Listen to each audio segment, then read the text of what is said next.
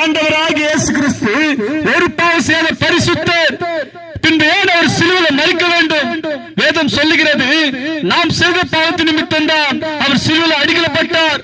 நாம் செய்த அக்கிரமத்தினால் தான் அவர் சிலுவையில் நொறுக்கப்பட்டார்.